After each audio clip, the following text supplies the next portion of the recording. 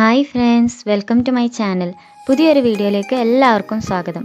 അപ്പോൾ ഇന്നത്തെ വീഡിയോയിൽ ഞാൻ കാണിക്കാൻ പോകുന്നത് നമ്മൾ ഫോണ്ടൻറ്റ് ഉണ്ടാക്കുമ്പോഴൊക്കെ ഉപയോഗിക്കുന്ന ഗ്ലൂക്കോസ് സിറപ്പ് അല്ലെങ്കിൽ കോൺ സിറപ്പ് എന്ന് പറയുന്നത് എങ്ങനെയാണ് ഉണ്ടാക്കുന്നത് എന്നുള്ളതാണ് കാണിക്കുന്നത്.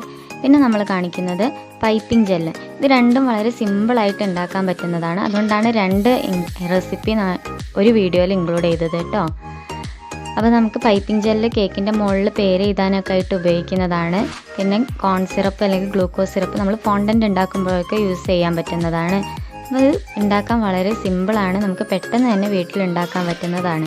അപ്പോൾ നമുക്കിതെങ്ങനെയാണ് ഉണ്ടാക്കുന്നത് എന്നുള്ളത് നോക്കാം.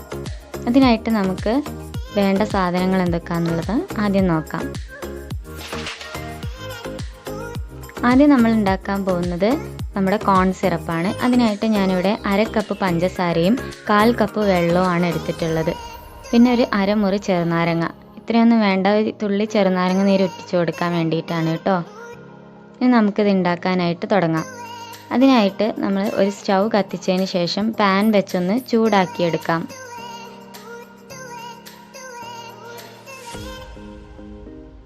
പാൻ നന്നായി ചൂടായി വരുമ്പോൾ നമുക്കിതിലേക്ക് 1/4 കപ്പ് വെള്ളം ഒഴിച്ചു കൊടുക്കാം. പിന്നെ നമ്മൾ എടുത്തു വെച്ചിട്ടുള്ള 1/2 കപ്പ് പഞ്ചസാര കൂടെ ഇതിലേക്ക് ചേർത്ത് കൊടുക്കാം. ഇതുണ്ടാക്കുമ്പോൾ നമ്മൾ വളരെ ലോ ഫ്ലെയിമിലിട്ട് ഉണ്ടാക്കരുത്, അതേപോലെ തന്നെ ഹൈ ഫ്ലെയിമിലിട്ടിട്ടും ഉണ്ടാക്കരുത് കേട്ടോ. ഒരു മീഡിയം ഫ്ലെയിമിലിട്ടിട്ട് നമുക്കിത് തയ്യാറാക്കിയെടുക്കാം.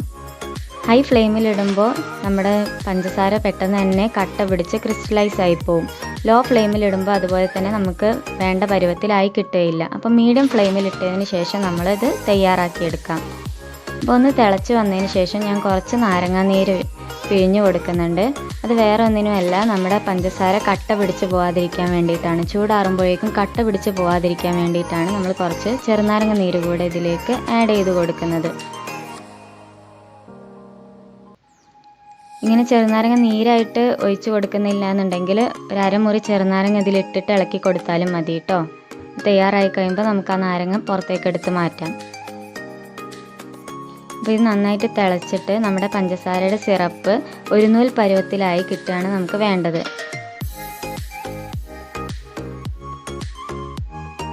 അപ്പോൾ ഇപ്പം നന്നായിട്ട് തിളച്ചിട്ടുണ്ട്, നമുക്ക് ഒരു നൂൽ പരുവമായോ എന്ന് നോക്കാം.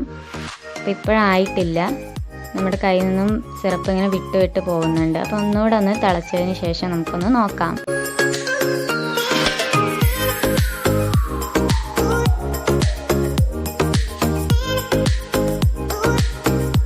ഇപ്പം നമ്മുടെ പഞ്ചസാര ഒരു നൂൽ പരുവായി കിട്ടിയിട്ടുണ്ട്. നിങ്ങൾക്ക് കാണാൻ പറ്റുന്നുണ്ടാവും. കയ്യിൽ വെച്ച് ഒട്ടിച്ച് നോക്കുമ്പോൾ ഇങ്ങനെ ഒരു സ്ട്രിങ് ആയിട്ട് നമുക്ക് കോൺ സിറപ്പ് കിട്ടും. ഇനി നമുക്ക് സ്റ്റൗ ഓഫ് ചെയ്ത് കൊടുത്തിട്ട് ഇത് നമുക്ക് ചൂടാറാനായിട്ട് മാറ്റി വെക്കാം.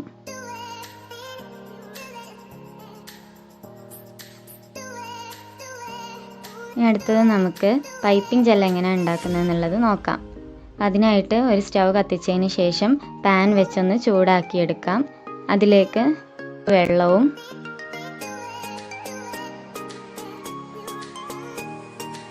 രണ്ട് ടേബിൾ സ്പൂണ് പഞ്ചസാരയും ആഡ് ചെയ്ത് കൊടുക്കാം. പിന്നെ നമുക്കിത് നന്നായിട്ട് കുറുക്കി ജെല്ലാക്കി എടുക്കാനുള്ളതാണ്. അപ്പോൾ അതുകൊണ്ട് തന്നെ നമുക്ക് ഒരു ടേബിൾ സ്പൂണ് കോൺഫ്ലോർ കൂടെ ഇതിലേക്ക് ആഡ് ചെയ്ത് കൊടുക്കാം.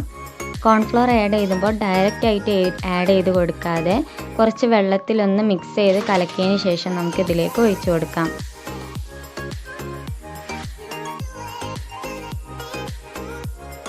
അപ്പോൾ നമ്മൾ ഇങ്ങനെ ഒഴിച്ചു കൊടുക്കാതെ തന്നെ നമുക്ക് സ്റ്റൗ കത്തിക്കുന്നതിന് മുമ്പായിട്ട് ആദ്യം കുറച്ച് വെള്ളവും പഞ്ചസാരയും കോൺഫ്ലോറും കൂടെ മിക്സ് ചെയ്ത് ഇളക്കിയതിന് ശേഷം സ്റ്റൗ കത്തിച്ചിട്ട് ചെയ്താലും മതി കേട്ടോ. അപ്പോൾ നമുക്ക് പെട്ടെന്ന് കട്ട പിടിച്ച് പോവാതെ കിട്ടും അങ്ങനെ ചെയ്യുകയാണെങ്കിൽ.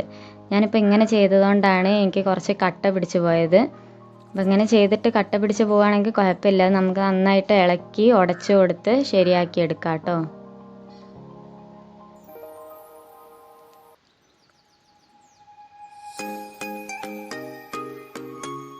അപ്പം എൻ്റെ ഉണ്ടായിരുന്ന കട്ട പിടിച്ചതൊക്കെ ഞാൻ നന്നായിട്ട് ഉടച്ച് ഇളക്കി റെഡിയാക്കി എടുക്കുന്നുണ്ട് കേട്ടോ.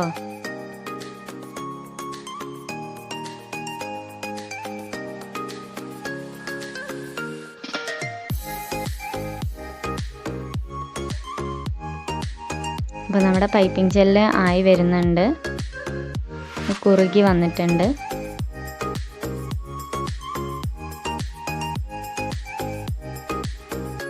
നമ്മുടെ ജെല്ലിന് ഈ ഒരു കൺസിസ്റ്റൻസിയിലാണ് നമുക്ക് ആയി കിട്ടേണ്ടത്. ഒന്നുകൂടെ ചൂടാറുമ്പോഴത്തേക്കും കുറച്ചുകൂടെ ഒന്ന് കട്ടിയായി കിട്ടും. അപ്പോൾ നമുക്ക് നന്നായിട്ടൊന്ന് ഇളക്കി കൊടുത്തതിന് ശേഷം സ്റ്റൗ ഓഫ് ചെയ്തതൊന്ന് മാറ്റി വെക്കാം.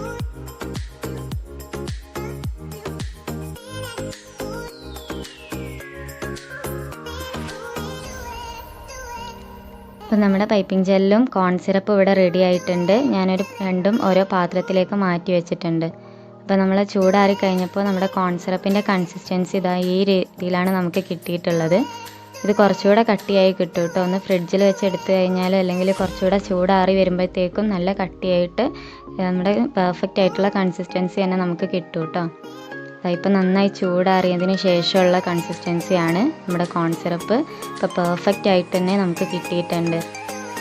അപ്പോൾ ഇത് വളരെ സിമ്പിളായിട്ട് നമുക്ക് വീട്ടിലുണ്ടാക്കാൻ പറ്റുന്നത് തന്നെയാണ്. ഫോണ്ടൻ്റ് ഉണ്ടാക്കുമ്പോഴൊക്കെ നമുക്കിത് യൂസ് ചെയ്യാം, പുറത്തുനിന്ന് വെറുതെ വാങ്ങേണ്ട ആവശ്യമൊന്നുമില്ല. അതുപോലെ തന്നെ നമ്മുടെ പൈപ്പിംഗ് ജെല്ല് ഇവിടെ റെഡി ആയിട്ടുണ്ട്. ഞാൻ കട്ടയൊക്കെ ഉടച്ചെടുത്തിട്ടുള്ളതാണ് ഈ പൈപ്പിംഗ് ജെല്ല്. ഇത് നമുക്ക് കേക്കിൽ പേര് എഴുതാനൊക്കെ ആയിട്ട് ഉപയോഗിക്കാം. അപ്പോൾ ആവശ്യത്തിനനുസരിച്ച് നമുക്ക് കുറച്ച് അധികം ഉണ്ടാക്കി വെക്കുകയാണെങ്കിൽ ആവശ്യത്തിനനുസരിച്ച് നമുക്ക് എടുത്തിട്ട് കുറച്ച് കളർ മിക്സ് ചെയ്ത് നമുക്ക് കേക്കിൻ്റെ മുകളിൽ പേര് എഴുതാനൊക്കെ ആയിട്ട് ഉപയോഗിക്കാം കേട്ടോ ഇത്. അപ്പോൾ ഇന്നത്തെ വീഡിയോ നിങ്ങൾക്ക് എല്ലാവർക്കും ഇഷ്ടപ്പെട്ടു എന്ന് വിചാരിക്കുന്നു. ഇഷ്ടപ്പെട്ടാൽ വീഡിയോ എല്ലാവരും ലൈക്ക് ചെയ്യുക, ഷെയർ ചെയ്യുക, കമൻറ്റ് ചെയ്യുക. എൻ്റെ ചാനൽ ഇതുവരെ സബ്സ്ക്രൈബ് ചെയ്തില്ല എന്നുണ്ടെങ്കിൽ ഒന്ന് സബ്സ്ക്രൈബ് കൂടെ ചെയ്യണേ പ്ലീസ്. അപ്പോൾ പുതിയൊരു വീഡിയോ ആയിട്ട് വരുന്നവരെ എല്ലാവർക്കും ബൈ. Thank you.